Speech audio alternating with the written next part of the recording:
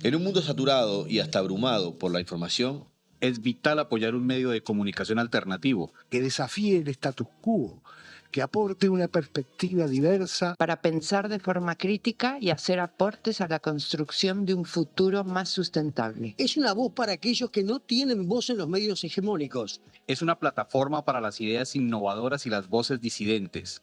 Apoyar a Caras y Caretas es fomentar la libertad de expresión y la diversidad informativa.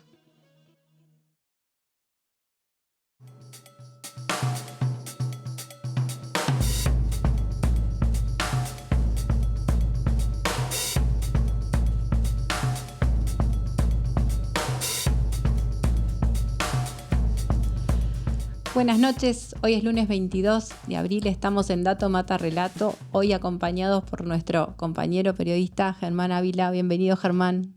Hola, ¿qué tal? Un gusto tener acá. Muchas Germán. gracias. No, el gusto es mío, gracias.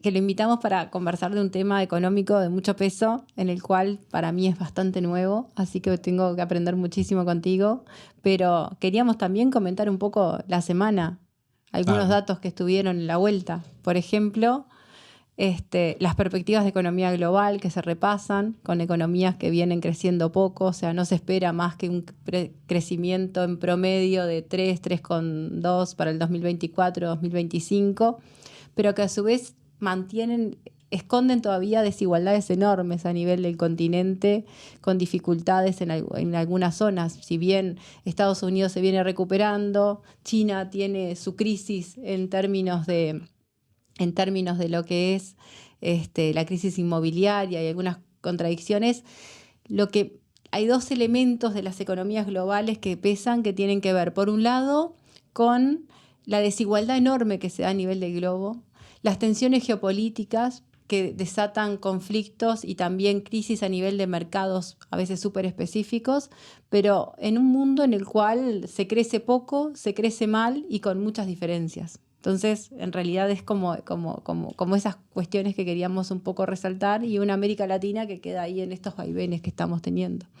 Sí, y yo supongo, es más una pregunta para ti, que tienes mucho más claro el tema, y supongo que en este momento la posibilidad, digamos, la incertidumbre que hay respecto a una posible respuesta de Israel contra Irán a partir de las acciones tomadas por Irán en las últimas horas o en los últimos días, yo supongo que también generarán, digamos, una serie de movimientos económicos de mucha tensión. Entonces yo me imagino que todo esto a una economía ya bastante golpeada, bueno, tampoco creo que le ayude mucho.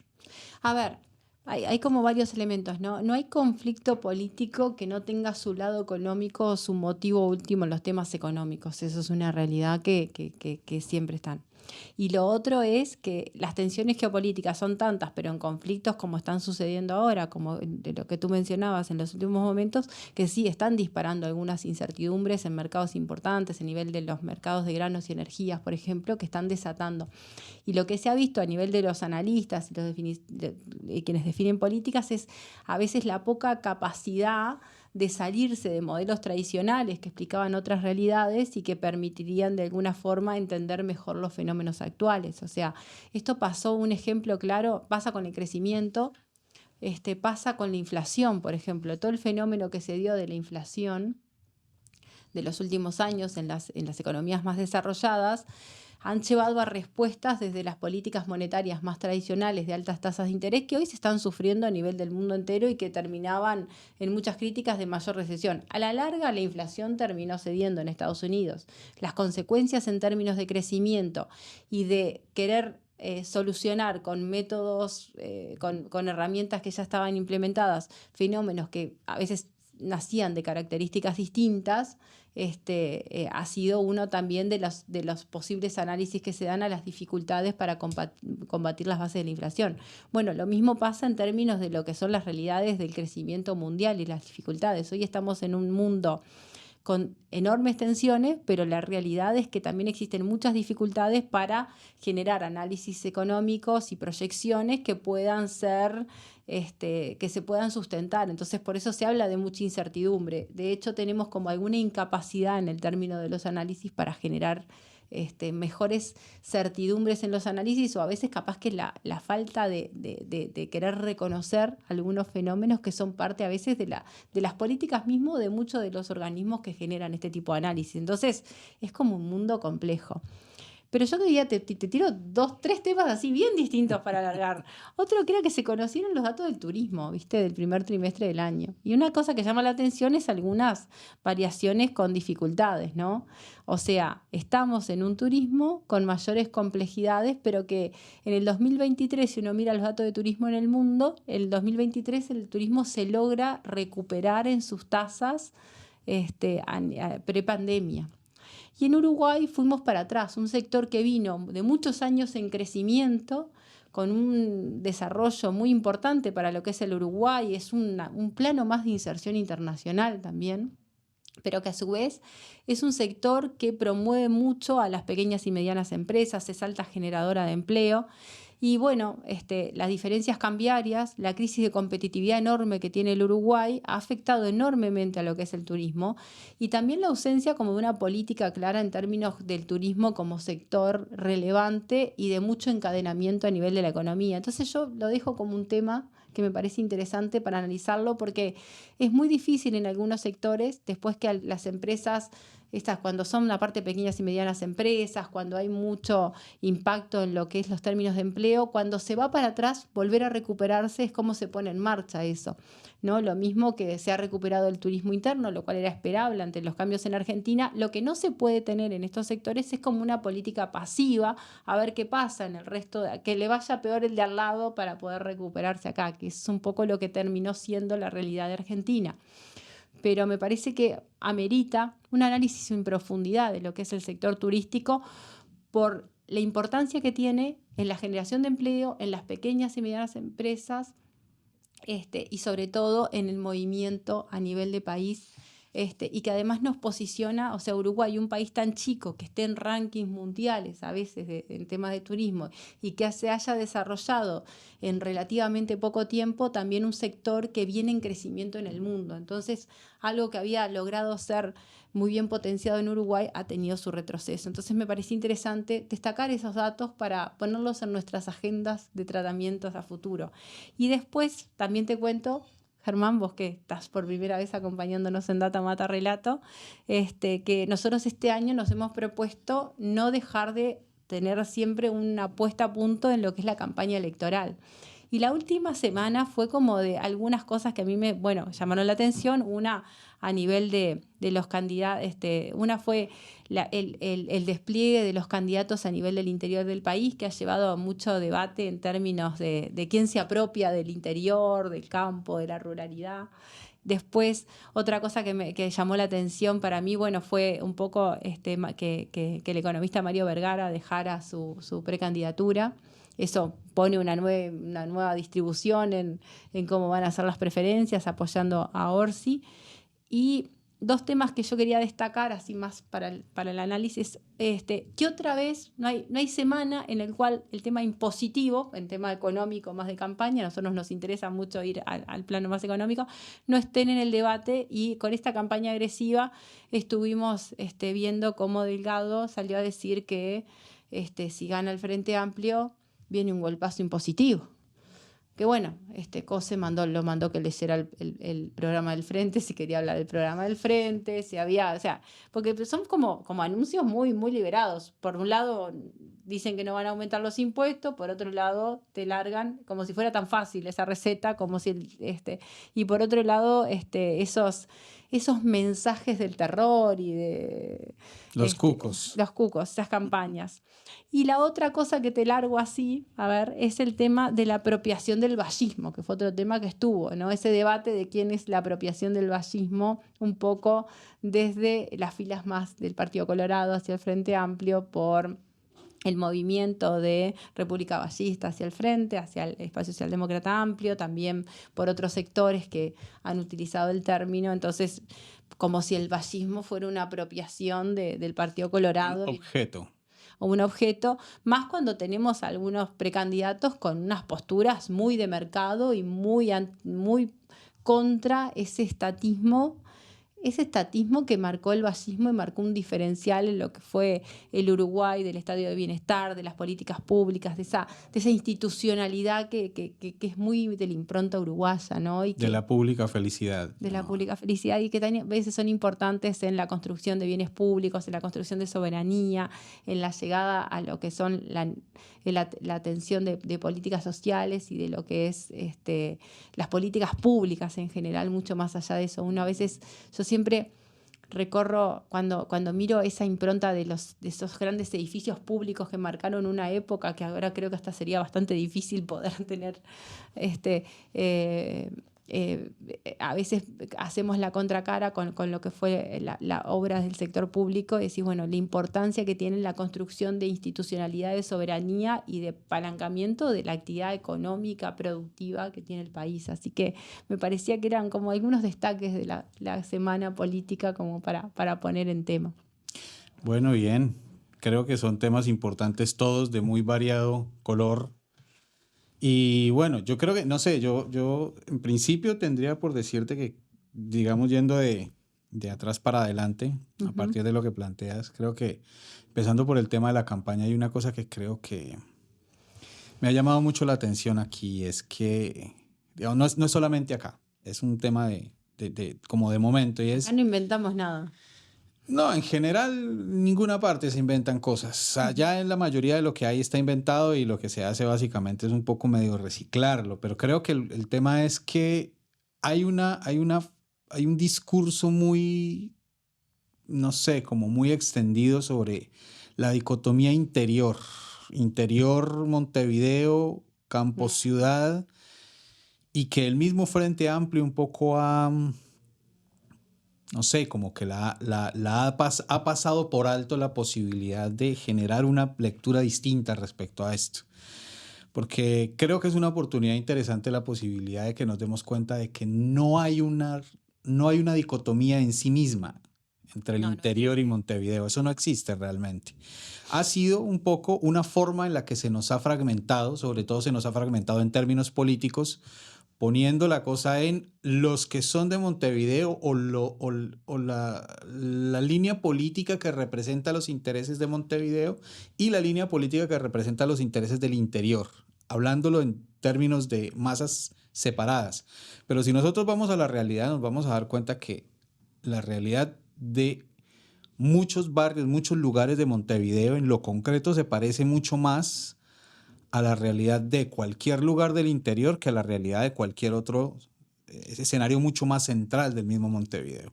Ahí la gran diferencia que tenés, si querés, es en algunos contextos, el Montevideo, el área metropolitana, tiene algunos contextos socioeconómicos de suma complejidad que también tienen que ver con la densidad de población, que a veces uno no los ve en otras realidades por un tema de distribución poblacional.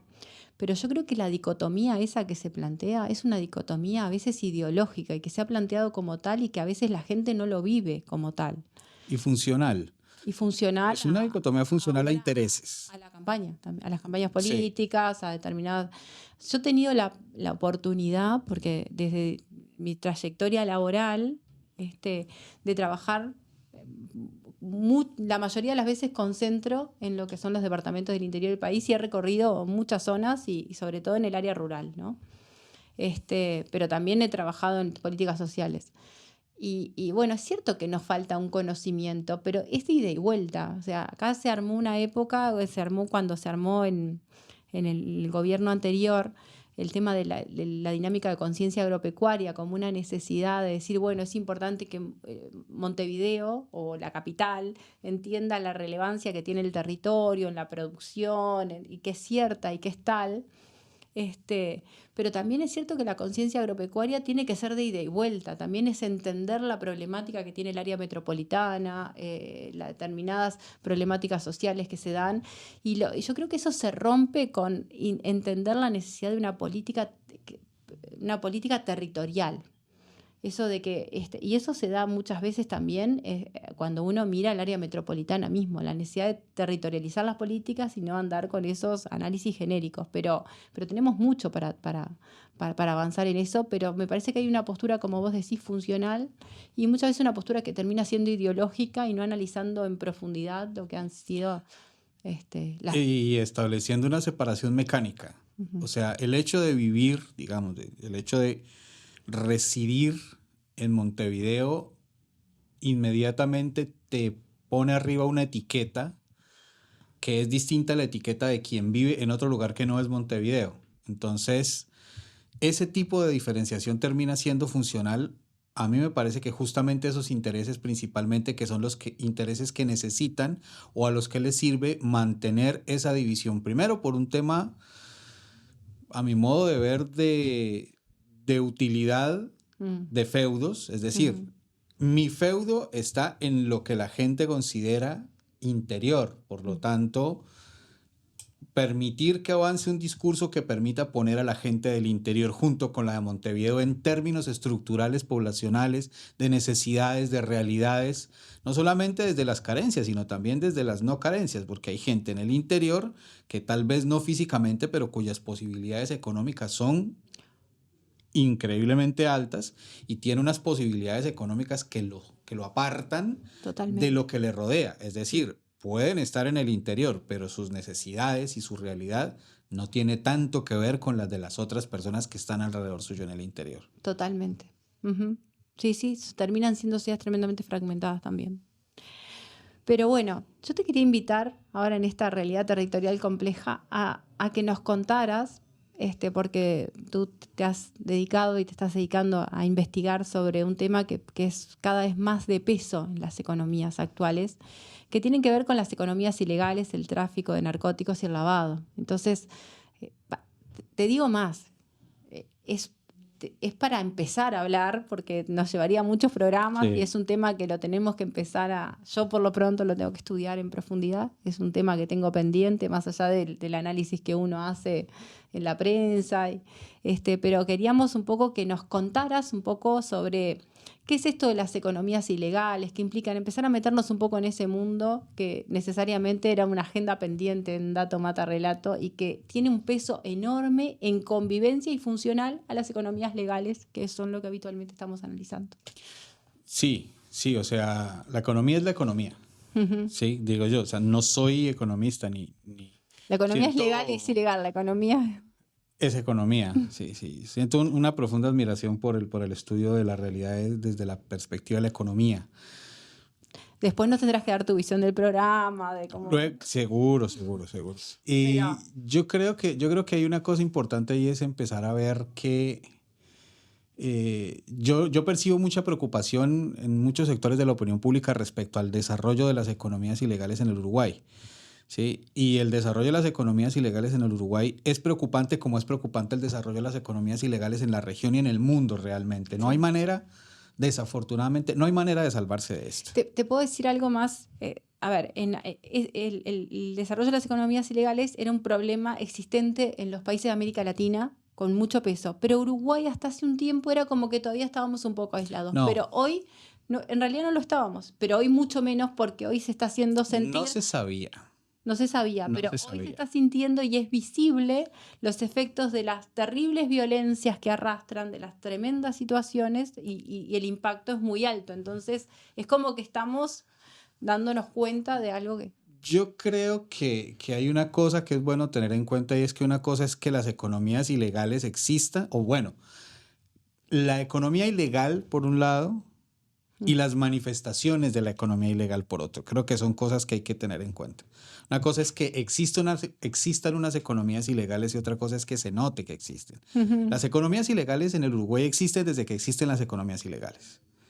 Sí, o sea, Uruguay no estuvo ni más atrás ni más adelante. Lo que pasa es que indiscutiblemente es un país que tiene una serie de características que no nos vamos a poner a enumerar acá, principalmente por un tema de tamaño, de geolocalización, porque tiene frontera básicamente, únicamente con dos países, que además son dos países muy grandotototototes, que se llevan la mayoría de la atención. Pero, por ejemplo, Uruguay fue un destino muy, digamos, muy apetecido para el lavado de activos producto del narcotráfico desde hace décadas, desde hace muchísimo tiempo, Entonces, pero era una cosa que se percibía de forma, por decirlo de alguna manera, tangencial, marginal, pero se lavaba mucho en el Uruguay. Lo que pasa es que ahora hay una serie de cambios alrededor de la realidad en el Uruguay respecto a esto, porque primero las economías ilegales han variado. ¿Te puedo hacer una pregunta para Sí, contextualizar? sí. Cuando nos referimos, ¿cómo definimos, a qué nos referimos cuando hablamos de economías ilegales? Bien, gracias. Empecemos partiendo de que las economías ilegales serían aquellas economías derivadas de actividades que tienen algún tipo de proscripción desde el punto de vista judicial, legal, digamos. Pueden ser de diversos tipos. Por ejemplo, puede ser venta de bienes que son regulados de una forma distinta a cómo se venden o se compran a partir de determinados procesos. Pero, Contrabando, por ejemplo. Eso me iba a decir, para llevarlo más estamos hablando de contrabando, puede ser trata de personas a la vez, puede ser no está dentro de estupefacientes, puede ser todo eso. Préstamos ilegales, por ejemplo. ilegales, o sea, todo lo que sea ilegal entra de esto. Claro. Hay cosas que son legales, por ejemplo, el contrabando. Hay cosas que pueden ser legales, pero que no la forma de ingresar al país no es con la norma y el procedimiento legal. Que este computador es legal comprarlo y venderlo en este país, resulta que entró o este auto o esta maquinaria o estos insumos. O no pagó o sea, lo hizo. O sea, algo no se cumplió. Algo no se cumplió. Lo que pasa es que el tema de economías ilegales nosotros lo hemos asociado de manera mucho más directa al narcotráfico, pues porque es la mayor manifestación que hay, digamos, que más plata mueve. Entonces, cuando hablamos del fenómeno como tal y nos preocupa cuando estamos, ¿a qué tipo de actividades nos referimos? ¿Se entiende? Dentro de toda esa gama que podría ser las economías ilegales, cuando nos estamos refiriendo como principal problemática, flagelo, nos estamos refiriendo fundamentalmente a lo que es el tráfico de narcóticos y el lavado de dinero, y que también van muy de la mano. El tráfico de narcóticos, aquí, digamos, hablemos de Uruguay. El tráfico de narcóticos, el lavado de dinero producto del narcotráfico, los préstamos ilegales, el lavado de dinero a partir de los préstamos ilegales, por ejemplo, también. Contrabando también. Tema impositivo en Uruguay es una cosa que, digamos, ha generado, o por lo menos intenta generar, lo que pasa es que el mercado de Uruguay es muy chico, entonces intenta generar, digamos que corrientes de organizaciones que traten de meter al país artículos que no cumplan con la normativa impositiva, pero digamos, no es un flujo grande, pero el tema del narco sí es una cosa muy compleja, pero yo aquí quisiera hacer una distinción, porque yo he percibido que en muchos medios se pone como en el mismo cajón el tema del tráfico y almacenamiento de grandes cantidades de droga en Uruguay y el aumento del consumo interno y las dinámicas propias de venta y compra de narcóticos a nivel interno, que se meten en el mismo cajón y no están en el mismo cajón. Son cosas distintas. Estamos hablando de droga, sí, pero estamos hablando de droga que corre por vías diferentes y tiene dinámicas diferentes.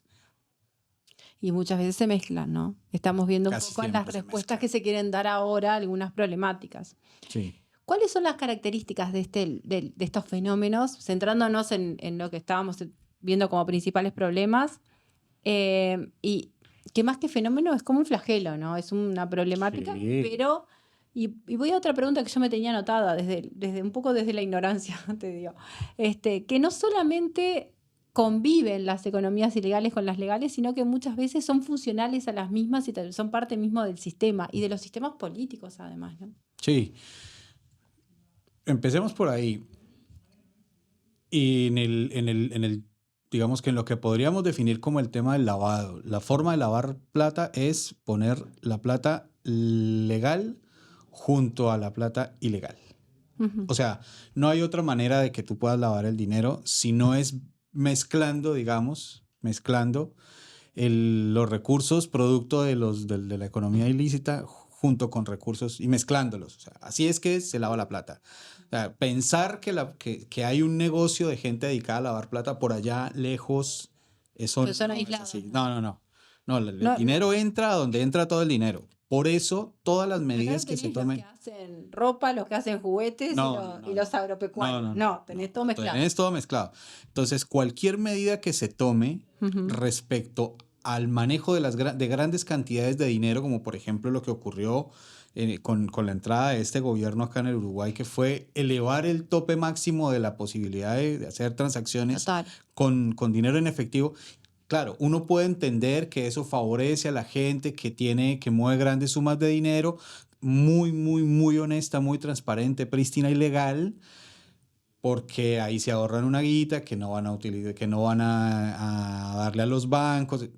Eso lo puedo no entender. Pero junto con esa gente, Me tocaste un tema que Está tengo otra. anotado también, que es el tema de la importancia de la inclusión financiera. La inclusión financiera ha sido un tema que se ha ido para atrás, que costó mucho porque requiere de todo un tema tecnológico, de inclusión digital, que va de la mano, de que tiene que ver con la formalización de la economía, pero que se ha hecho un paso hacia atrás y que tiene que ver con dos consecuencias. Uno, que es el aumento de las cuestiones ilegales y la informalidad en mucho tipo de operaciones, y por otro lado, que tiene que ver con dejar de lado de lo que es la inclusión tecnológica, que es fundamental, a mucha población o a mucha gente que necesariamente cuando vos obligás tenés que facilitar el acceso, ¿no? Entonces va de la mano también de otros temas, pero América Latina tiene un problema enorme en todo lo que Sí. son los temas de tráfico de narcóticos, de lavado de dinero, por una con razón... niveles de violencia enormes, ¿no? Sí, pero digamos hay una razón específica. Quería algunos comentarios de eso. Respecto a esto, el 100% de la cocaína que se produce en el mundo se produce en Sudamérica. Ujú. ¿Sí? O sea, no hay otro lugar donde se produzca hoja de coca. Se produce únicamente en Bolivia, Perú y Colombia. Y el 60 y tanto por ciento, 67, 68% de la coca que se produce en el mundo se produce en Colombia. El 20 y tanto en Perú y el 10 y tanto en Bolivia. Hablando únicamente de coca, sin meternos en otro asunto que sería, para hablarlo aparte, que es el tema de las sintéticas. Pero cuando hablamos Es otro mundo también. es otro mundo. Pero cuando hablamos específicamente de esto, que es lo que a nosotros nos afecta como región, es, para no extenderme mucho, básicamente lo que ocurre ahora es que desde el inicio del negocio del narcotráfico, las rutas de venta hacia Estados Unidos y hacia Europa estuvieron siempre, digamos que trazadas desde el centro norte de Sudamérica, es decir, desde Colombia, principalmente desde Colombia, por vía pacífica o por vía atlántica, hacia los Estados Unidos, hacia Europa.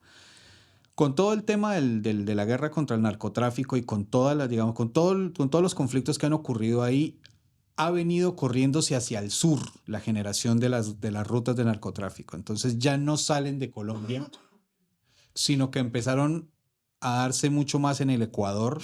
Producto de eso vemos el nivel de violencia que hay en Ecuador en este momento y vemos la fuerza que han tomado durante los últimos 4 años tal vez las organizaciones de narcotraficantes que hay principalmente en el sur de Ecuador. Y si vamos, digamos, con un poco más de juicio, vemos que hay unas rutas muy importantes que pasan por acá, pero muy importantes. Tal vez las rutas más importantes de venta de cocaína en este momento pasan por la hidrovía y salen por el Río de la Plata. Es una afirmación que me atrevería a hacer con un nivel de certeza de un 70%. Las rutas más grandes están por acá, porque los cargamentos más grandes que se han incautado en Europa han salido de acá. No donde llega la mayor parte de la coca, donde llegan los cargamentos más grandes. Es decir, han sido incautaciones de 16 toneladas, 10 toneladas, 23 toneladas de cocaína, que no es lo mismo que se hagan 40 o 50 incautaciones de 500 kilos. Pueda que sea más droga, 40 o 50 incautaciones de 10 kilos, pero el hecho de que sea un solo viaje de 23 toneladas significa que Hay mucha cantidad atrás. está pasando muchísima. Y es por este lado. La diferencia que hay con esto, Cerro, es que aquí existe más o menos un solo grupo visible que controla el mercado, que es el primer comando de la capital, en Brasil. Ese es, por lo pronto, el único. Los niveles de violencia generalmente se producen a gran escala cuando hay una disputa por las rutas. Y en este caso, acá, no estamos viviendo eso porque las rutas las tienen controladas ellos, por ahora. Con el tiempo, la realidad lo que nos indica es que hay otros sectores que toman fuerza y empiezan a disputarse el control, y ahí es donde se pone difícil la cosa. Germán, me dejas un tema súper abierto, pero no podíamos dejar en algún momento de largarlo, así que lo que sí te invito es a ponerle fecha, a dedicarnos un programa a mostrar un poco más de números, un poco más de análisis. Seguro. Y a que nos compartas todo eso que vos manejás, que sabés, y que la verdad que es un mundo que falta. Y después, bueno, no sé, tenemos muchos temas un poco para debatirlos, pero te invito a nuestra segunda parte del programa. Bueno, gracias. Ya está, Ramón.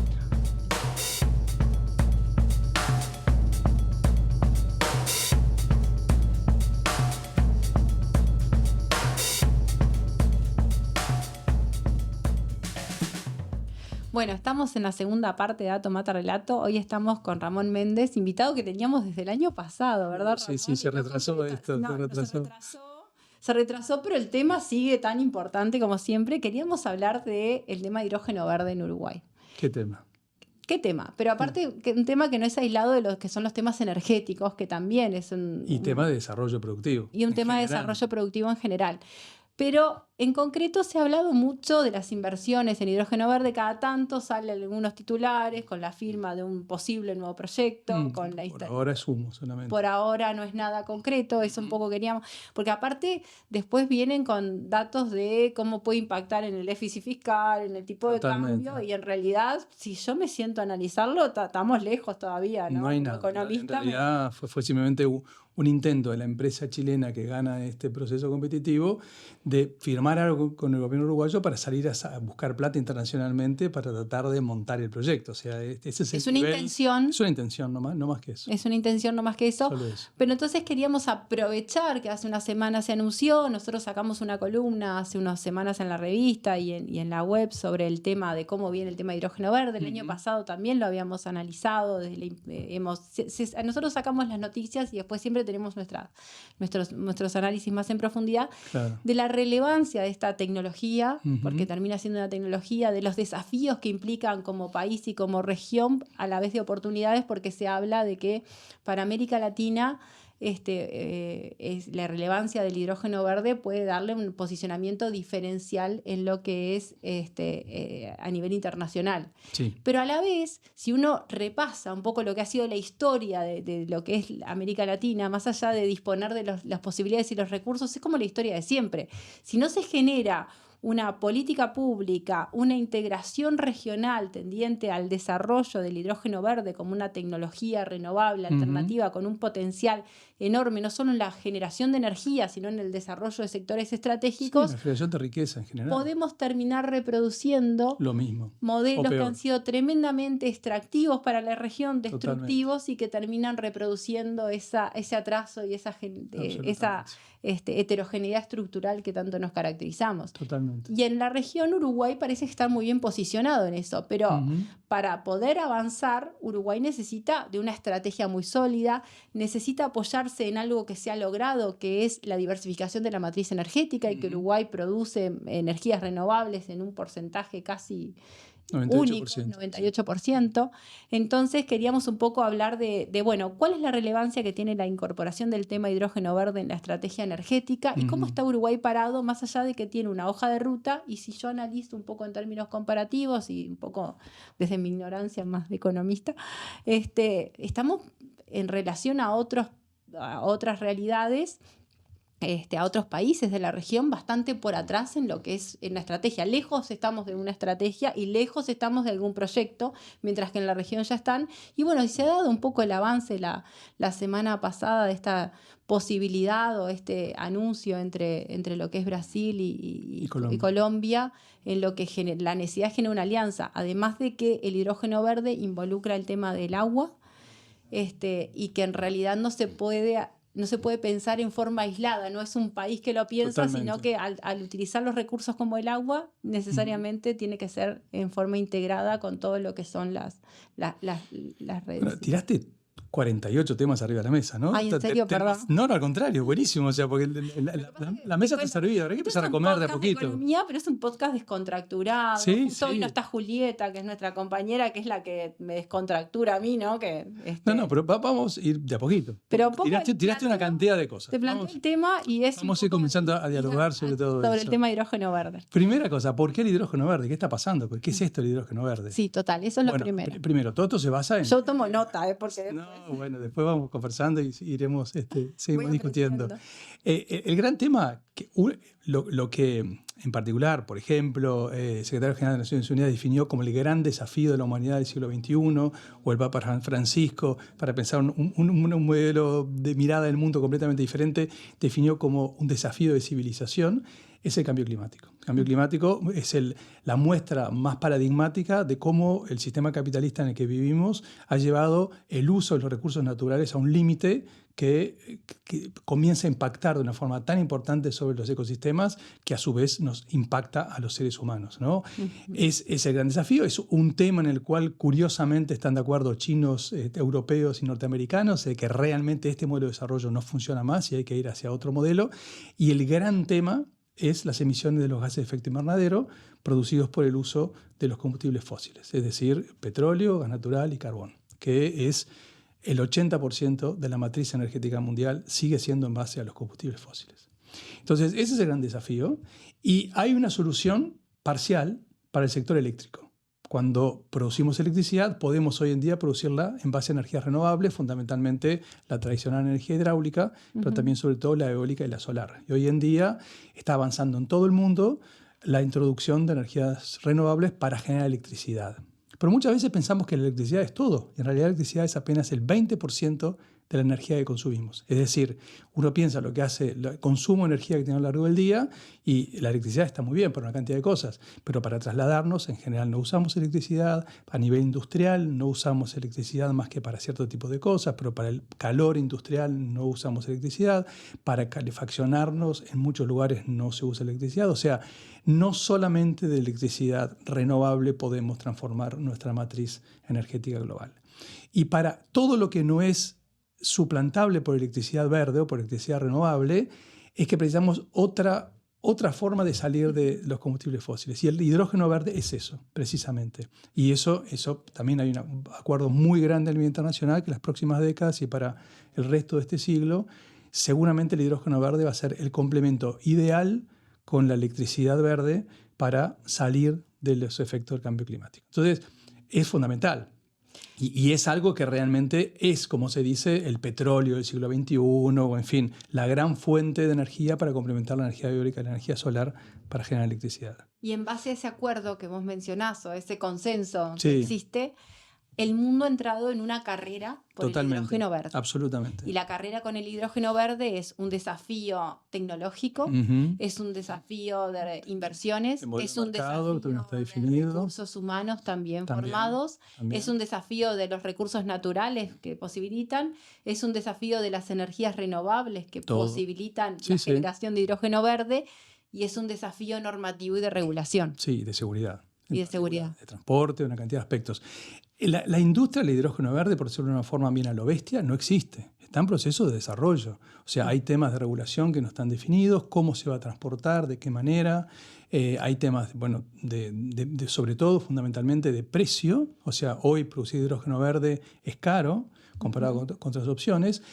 Pero la expectativa y lo que viene sucediendo, y cualquier análisis tecnológico, de perspectiva tecnológica que uno haga, muestra que en poco tiempo, estamos hablando de años, menos de 10 años, sí va a comenzar a ser rentable y sí vamos a comenzar a tener un mercado, por decirlo de alguna forma, internacional del hidrógeno verde. Entonces, es una industria en proceso de construcción, de construcción, digamos, ¿no? Por ejemplo, por eso yo decía al comienzo, cuando se hacen estos anuncios de que se va a hacer en Paysandú una planta de no sé cuánto, que lo anuncia el presidente, en realidad es humo, porque no hay todavía compradores de ese eventual producto que se fabricaría, no hay proyecto, no hay más que una intención de avanzar en ese sentido. En términos más económicos tradicionales, si querés, acá siempre tenemos una disputa con los invitados. Yo digo, vamos a la caja económica, no me saques. Sí. No hay mercado del hidrógeno verde. No hay mercado. Pero se está avanzando muy rápidamente en esa dirección. Sí, bueno. En particular, por ejemplo, hay fondos europeos que lo que hacen es, le preguntan a los potenciales productores de hidrógeno verde, ¿cuál es el precio más barato al que me lo podés vender? Y a los potenciales compradores le dicen, ¿cuál es el máximo precio que estás dispuesto a pagar? Y entonces la diferencia la cubre este fondo, que lo que busca de alguna forma es generar un mercado. Justamente, producir un mercado, generar el negocio, generar escala. Al generar escala los costos bajan y la perspectiva tecnológica y perspectiva del negocio da que en unos pocos años, pero menos de 10, ya va a ser un negocio extensible, rentable para una cantidad de regiones del mundo. En la realidad compleja geopolítica del mundo, en la realidad compleja de los mercados de energías, voy a hacerlo más general para ir al tema que me interesa. Se ha hecho esa carrera que yo te decía por el hidrógeno verde, se ha acelerado muchísimo. En particular, por ejemplo, los intereses europeos entre lo que ha sido el conflicto ruso-ucrania y las dificultades energéticas que han tenido. Totalmente. Eso ha posicionado a Europa como mirando a América Latina en este tipo de fondos, estos negocios, de ver cómo... Y en paralelo, los propios países de América Latina han generado sus propias estrategias, las posibilidades, y bueno, se han hecho estudios, definición de estrategias, avances, algunos proyectos concretos. Hay países que están mejor posicionados hoy que otros. Uruguay está un poco por atrás, ¿no? Todavía de eso. Estamos por atrás, habíamos comenzado... Y también, perdóname que ya te mencionó, se han creado espacios internacionales. Estos foros que el año pasado hubo en Bariloche, por ejemplo, también generan como un espacio que no son del todo esos foros internacionales más entre países, sino que hay mucha participación de privados. Absolutamente, sí. De privados. A ver, muchas cosas. En primer lugar, no solo en América Latina, en todo el mundo, y no solamente en el sur global, también el norte global está desarrollando proyectos de hidrógeno verde. Bueno, hay estrategias, yo me he quedado sorprendida de estudiarlas, por ejemplo, lo que son los japoneses estudiando la estrategia de hidrógeno verde, los hindúes. Para Europa, para Alemania es muy importante, pero sobre todo Corea y Japón, tienen un déficit energético crónico, que a Japón en particular se le complicó en 2011 con lo de Fukushima y que todo el impacto que tuvo sobre el desarrollo nuclear de ellos. Entonces, hay una demanda potencial de hidrógeno verde enorme en el mundo, pero además para nuestros propios mercados internos. Es decir, todos vamos a tener que dejar de emitir combustibles fósiles. Y de hecho, los acuerdos internacionales firmados por todos los países de Naciones Unidas nos obligan a reducir emisiones paulatinamente con un cronograma que lleva a que para mediados del siglo vamos a tener que dejar de emitir absolutamente todo tipo de gases de efecto invernadero. Entonces, son obligaciones que nos autoimponemos los países, porque si nosotros seguimos emitiendo mucho gas de efecto invernadero, nuestra economía tiene muchas emisiones, tiene una huella de carbono, una huella climática importante, y no le vamos a vender nuestros productos a nadie. Entonces, el mercado y la economía del siglo XXI se va a basar en la huella climática y, por lo tanto, no es solamente producir hidrógeno verde o energías renovables para la exportación, para intereses de otros, sino para nuestros propios intereses y nuestra propia capacidad de insertarnos en lo que va a ser el comercio del siglo XXI. Que hoy ya tenemos debilidades, ¿no? Porque Uruguay, como productor de alimentos y de alimentos que necesitan a veces un diferencial para entrar a algunos mercados como economía pequeña, cada vez más, yo siempre digo, es serlo y parecerlo. No alcanza con que digamos que producimos carne en campo natural, sino que además tenemos que demostrarlo. Totalmente. Y todavía tenemos como dos carreras que estamos perdiendo. La trazabilidad que tiene nuestro país es extraordinaria, ¿no? Es algo extraordinario y hay otras características que son muy buenas. Pero el nivel de degradación que estamos teniendo de nuestros recursos naturales es también muy importante. O sea, las cianobacterias tal vez es la punta del iceberg que nos muestra hasta qué punto Sí, pero- estamos impactando sobre el Pero ambiente y en la forma que estamos Pero produciendo. además para entrar a determinados mercados, hoy el tema de la huella de carbono también hay que demostrarla. Entonces eso tiene determinados estándares, Sí. determinadas auditorías, Sí. determinadas mediciones que va a ser la llave de entrada a determinados mercados, la llave a determinados niveles de precios. Y bueno, Totalmente. Lo que se llama MRB en la jerga internacional, que es el monitoreo, reporte y verificación Ujú. para certificar que efectivamente cómo estamos produciendo, es una variable que va a ser más importante. El mercado, cuando sigue discutiendo todavía el Partido Nacional, el gobierno actual, el tema de los TLC tradicionales, los tratados de libre comercio del futuro van a estar basados en la huella climática, en la huella de carbono, en la huella de agua de los productos que se están exportando, porque los mercados van a exigir cada vez más eso. Y por lo tanto, por ahí es que vamos diferenciándonos desde esa mirada, es que vamos a poder ser exitosos en la generación de riqueza y la exportación de riqueza y la captación de divisas para nuestro país. Ese va a ser el futuro de este siglo. Ahora, me preguntabas cómo veía Uruguay y cómo veía a la región. Sí, efectivamente, no solo los países del sur global, los países del norte global tienen estrategias de hidrógeno verde. En Alemania hace 20 años que está funcionando un electrolizadores y una producción de hidrógeno verde. Hay gasoductos o ductos donde que se transporta hidrógeno verde. Es decir, es algo que está presente en el mundo, por ahora muy subsidiado. En América Latina hay varios países que tienen hoja de ruta. Argentina en particular, lo que contabas, estos encuentros que se hicieron en Bariloche fueron muy interesantes y muy abiertos también. El gobierno anterior dejó una hoja de ruta bien interesante. tienen muchos de hidrógeno estudios verde. aparte estratégicos hechos. Se Sí. hicieron llamados y licitaciones el gobierno anterior en Sí, Argentina sí. hacia poder investigar las potenciales enormes en el tema de desarrollo de hidrógeno verde, cosa que no hemos visto acá. No, y el potencial en Argentina es extraordinario, la Patagonia es absolutamente extraordinaria. Se hizo en Patagonia Tiene mismo el recursos. encuentro el año claro, pasado. Claro. Sí, es el epicentro de alguna forma. Sí, sí. Está Fue simbólico riqueza, también el lugar. absolutamente simbólico. Creo que fue en mayo, si no recuerdo mal, habrá ser un año. No me acuerdo, me invitaron a hablar, pero no pude ir, no me acuerdo exactamente qué fue lo que pasó. Pero, a ver, el recurso más importante para esto no es el agua, como se cree. Es en parte, sí, un buen viento y un buen sol, pero sobre todo hay un recurso fundamental, que es lo que sucede arriba de la Tierra con los seres humanos, ¿no? O sea, son inversiones extraordinariamente importantes. Por ejemplo, este proyecto de Paysandú, si se llevara adelante, habla de 6.000 millones de dólares. 6.000 millones de dólares, perdón. Estamos hablando de inversiones que son de multimillonarias en dólares. Son extraordinariamente importantes. Para que inversores de donde sea, sean nacionales o sean extranjeros, coloquen en un proyecto tanta cantidad de dinero, tienen que tener la certeza de la seguridad jurídica que ofrece ese país, de la estabilidad sociopolítica, de la estabilidad económica. Y en eso, más allá de los esfuerzos que ha hecho este gobierno por romper un poco en algunos temas la credibilidad de nuestro país internacionalmente, seguimos siendo un país en la región extraordinariamente creíble. Se puede recomponer relativamente fácilmente esa credibilidad que un poco se ha perdido.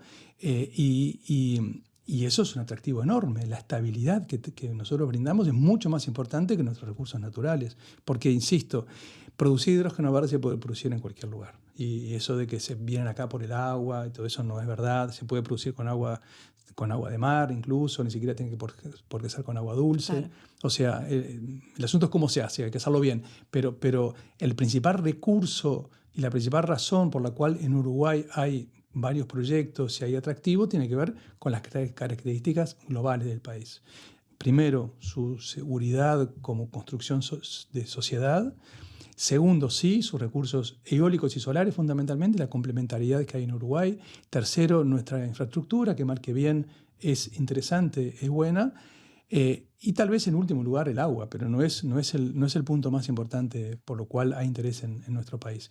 Claro, la hoja de ruta que tenemos por ahora es una hoja de ruta muy parcial, que tiene que profundizarse muchísimo. No hay una estrategia global. Por ejemplo, yo estoy trabajando en varios países en la región y Panamá, por ejemplo, después de la hoja de ruta, construyó una estrategia con una amplísima participación de todos los actores públicos y privados, de la sociedad civil, que es una verdadera estrategia, con una cantidad con 20 y pico de líneas de acción, y con metodologías de evaluación y una cantidad de indicadores.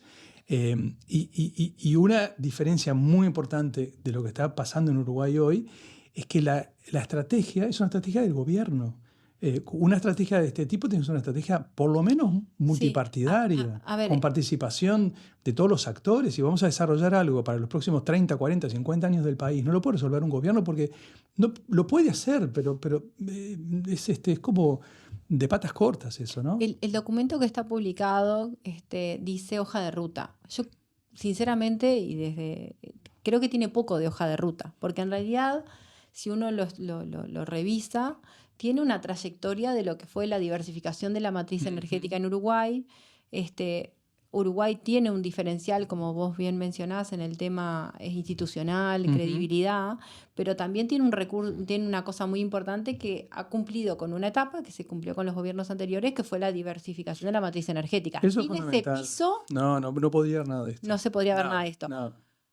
Pero en lo que es la hoja de ruta se menciona eso y después se mencionan como los actores relevantes, pero no hay nada que concrete hacia lo que sería la construcción de una estrategia. No hay un plan de acción. No hay una estrategia, no hay un plan de acción. Eso es lo que está faltando. Y construir estrategia y construir plan de acción tiene que co-construirse. No se puede hacer desde un gobierno simplemente. Desde lo que quedó en el 2020, 2019, hasta ahora, ¿cómo transcurrieron estos años? Bueno, hay varios momentos, ¿no? En particular, en el último gobierno frente amplista había una estrategia incipiente de hidrógeno verde con un camino que estaba centrado en las empresas públicas. Había incluso $10 millones para hacer un piloto en el país con un camión con hidrógeno verde y un bus con hidrógeno verde. Había un esbozo de una estrategia. Recuerdo perfectamente cuando en la campaña electoral anterior que me tocó participar de un debate y donde yo planteaba que esto era un tema central para el próximo periodo de gobierno y los representantes del Partido Blanco y Partido Nacional, el Partido Nacional y el Partido Colorado en aquel momento decían que no, que eso era futuro, que no había, que había que hacer otras cosas, ¿no? Eso nos frenó durante un año y pico, en lo cual se cortó completamente toda la estrategia de hidrógeno verde que estábamos desarrollando. Y no se hizo nada hasta que comprendieron que efectivamente ahí había algo importante para hacer. Y se comenzó a desarrollar, pero se desarrolló algo muy de gobierno. Yo recuerdo cuando se lanzó la estrategia de hidrógeno verde hace como 2 años, el representante del sector privado, cuando habló, dijo: qué bueno sería que esto hiciera lo mismo que hizo el gobierno anterior cuando la transición energética, cuando la transformación energética fue un acuerdo político entre todos los partidos. Porque un proceso es esto, que van a trascender a una administración, tienen que tener un respaldo mucho más importante para que trascienda la administración en curso. Entonces, el hecho de que, primero, que se perdiera ese tiempo y que se hiciera simplemente de gabinete, sin una amplia participación y sin una amplitud política, creo que ya es una de las dificultades mayores. Pero sobre todo el otro gran tema, o otros 2 grandes temas, es que está faltando toda una componente que tiene que ver cómo desarrolla esto capacidades en el país, que no sea simplemente que, bueno, se envasa el viento y el sol en un tanquecito en forma de hidrógeno verde y se lo llevan para otro lado. O sea, ¿cómo hacemos para que todo eso se genere una cadenas productivas, la producción de fertilizantes verdes, la producción de otro tipo de insumos para nuestra propia producción, de generación de puestos de trabajo, de descentralización en el territorio de las inversiones? O sea, todo eso que tiene que ver con aprovechar esto para que traccione el resto de la economía, eso no está presente. Pero además, un cambio muy significativo que se dio es que nosotros habíamos basado nuestras ideas, porque eran conceptos simplemente en aquel momento, 5, 6, 8 años atrás, en nuestras empresas públicas. Y lo que sucedió ahora es que el piloto que se está haciendo surgió del proceso competitivo en el cual el Estado pone los mismos $10 millones que iba a poner para las empresas públicas, lo pone para financiar un proyecto privado, para que privados hagan ese intento de ver cómo sería una producción de hidrógeno verde a nivel nacional y con un cofinanciamiento por parte del Estado. Entonces, es una mirada completamente diferente de cómo generar riqueza y de cómo generar conocimiento en el país y cómo el Estado... ¿Y para quién generar la riqueza? ¿Quién se apropia de ese conocimiento primero? Después vemos la riqueza, pero primero quién se apropia de ese conocimiento, porque en este tipo de cosas, cuando uno está innovando, equivocarse primero es ganar, ¿no? Aparte, Porque la uno empresa aprende. que va a venir va a ser una empresa extranjera, Sí. entonces va a depender mucho cuál sea el centro de atención Absolutamente, que del está bien. negocio. Está bien, ese Está bien, es el interés de lógico. eso, Sí, sí, lógico. lógico. Pero cuando uno está, o sea, no podemos, por ejemplo, terminar de dejar construir ese mensaje de que ANCAP es una empresa vieja y si cuando vienen las nuevas tecnologías no lo dejamos que participe. No, claro. O simplemente lo dejamos que bueno, que de alguna forma aprenda de lo que hace el sector privado. Tiene que equivocarse, tiene que hacer cosas, tiene que aprender. Para eso son los pilotos, para construir conocimiento. Y si no, no se pueden transformar desde Si no, se negocios pueden que transformar. quedaron Absolutamente. perecederos hacia ¿Y nuevos. cuál fue el anuncio de ayer de la reunión de Petro y de Lula en Eso es muy en Bogotá? significativo, Muy ¿no? significativo. ¿Qué es lo que le propone públicamente Petro a Lula? Le dice, vamos a unir a Ecopetrol, que es la ANCAP, Ujú.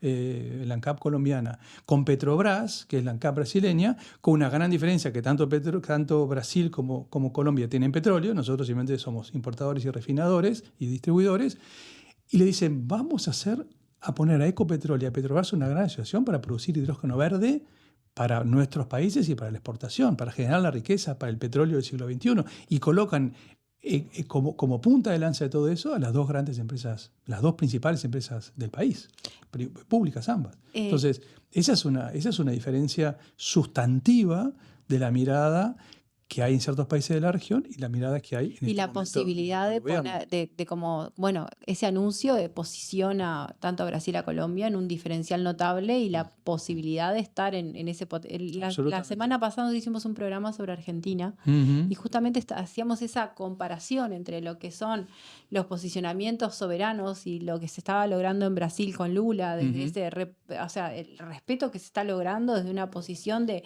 construcción de país. Claro, tiene que hacia- reconstruir un hacia lo que era posicionamiento el nacional. posicionamiento hacia lo que era toda la trayectoria esta de Milei Milei. a nivel nacional e internacional, atendiendo intereses Sí. de fondos y de cosas privadas que no se sabe qué es y destruyendo todo el país y Ujú. dejándolo, ¿no? Sí, destruyendo valor. cuestionado. Pero justamente esto que hablábamos de la necesidad de hoja de ruta, de estrategia, de soberanía y las Mm. posibilidades que puede tener Uruguay y pensando en país chico, las pocas posibilidades que se pueden tener solos, ¿no? Absolutamente. Tiene que ser una estrategia regional, ¿no? Sí, sí. Bueno, o sea, no necesariamente tiene que ser una estrategia regional. De hecho, la transición energética que hicimos en Uruguay, No. que es reconocida internacionalmente, intentamos que fuera una estrategia regional, pero fracasamos con todo éxito. Es decir, no logramos construir eso de manera regional, pero igual lo pudimos hacer. Sí. Lo mismo pasa con hidrógeno verde, lo podríamos hacer de manera nacional, pero obviamente va a ser mucho más potente si generamos una alianza estratégica con los países de la región. Eso está fuera de discusión. Pero para eso, y ahí yo creo que es la gran diferencia que hay hoy en día entre una coalición multicolor y un gobierno frente amplista, es la capacidad de desarrollar en el Estado estrategia. Y yo creo que hay un hecho simbólico del que se ha hablado muy poco, pero que realmente tiene una carga conceptual enorme, que es, en particular, en los gobiernos frente amplistas hubo una mirada mucho mayor de la planificación estratégica. Y creo que el ejemplo más paradigmático es cuando en el último gobierno se recupera la segunda P de la OPP. La OPP, que es Oficina de Planeamiento y Presupuesto, era una Que nunca oficina la había tenido, había era una oficina perdido. de presupuesto, pero era una oficina de planeamiento. Se hizo tremendo trabajo. Se desarrolló para empezar la dirección de planificación, que no existía. Aparte fue un proceso, en los 3 gobiernos del Frente Sí. Amplio se trabajó fuerte en Sí, eso, se anunció y se fue absolutamente. trabajando porque era de la nada, ¿no? Era Claro, y bueno, el caso energético fue eso. Por primera vez tuvimos una política para los siguientes 20 años del país. Entonces, eso, y los resultados tuvieron a la vista: $6.000 millones de inversión, 50.000 puestos de trabajo generados, reducción a la mitad de los costos de la producción de electricidad en el país, eliminación casi absoluta de la importación de combustibles para generar electricidad. O sea, la planificación paga, eso está fuera de discusión. Ahora, ¿qué es lo primero que hace este gobierno, la OPP de este gobierno? Hace desaparecer simplemente esa dirección de planificación estratégica que tenía la OPP. ¿Por qué? Con el concepto de que no hay mejor asignador de recursos que el sector privado y que el Estado no tiene que planificar, tiene que dejar que realmente el mercado, las fuerzas poderosas del mercado, de alguna forma generen los desarrollos de la sociedad. Es una mirada radicalmente diferente. ¿Cuál es el rol del Estado como orientador del sector privado? como regulador y como generador de pensamiento estratégico, Pero en algunos y sectores articulador, necesariamente como productor también. y en algunos sectores, En particular por supuesto, las energías. estratégico, como productor en particular. Bueno, eso, pero quiero decir eso, o sea, ponele que ni siquiera te concedo que no participe en la producción, te concedo eso, pero sí la orientar al mercado, orientar a la economía con determinados objetivos. Te doy un ejemplo bien sencillo, o sea, si tú exonerás inversiones, a cualquier inversión, aunque sea una importación de pelotitas de golf, como ocurrió, bueno, de alguna forma estás incentivando que sucedan ciertas cosas en la economía o que no sucedan otras. Entonces, la mirada estratégica del Estado como depositario de lo colectivo para orientar a la fuerza del mercado en una determinada dirección es fundamental. Más Si en no mercados con las problemáticas de funcionamiento por sus características. Pero ¿cómo son las energías? Desde la distribución, desde la generación, desde el uso de recursos naturales, desde la asignación. Todo eso. Y además... Manual más clásico de economía. Y aceptando además que en particular, salvo escasísimas excepciones, hoy en día en el mundo no se está planteando cambios revolucionarios, sino que es adaptar al capitalismo, ¿no? Sí, totalmente. Entonces, el mercado está y va a seguir estando y tiene una fuerza poderosa mucho mayor que cualquier Estado. Entonces, ¿cómo hacemos para direccionar esas fuerzas en el sentido de una mirada de objetivos públicos? Ramón, más allá de viendo un poco este transcurrir, o sea, ¿cómo se debería abordar el próximo gobierno el tema hidrógeno verde y energías en general? Porque no es aislado. No, claro que no. Y en realidad, como decíamos al principio, no es aislado del modelo de desarrollo productivo, mucho más allá del sector energético en sí mismo. Lo primero que tenemos que tener es una estrategia de largo plazo y que sea construida con el mayor alcance posible y con el mayor respaldo posible. Se perdió la estrategia que estaba trazada, ¿no? Claro, por supuesto. O sea, recordemos, el primer gobierno de Tabaré Vázquez lanzamos una estrategia energética cuya debilidad, como lo decíamos, era que fuera una estrategia de un gobierno.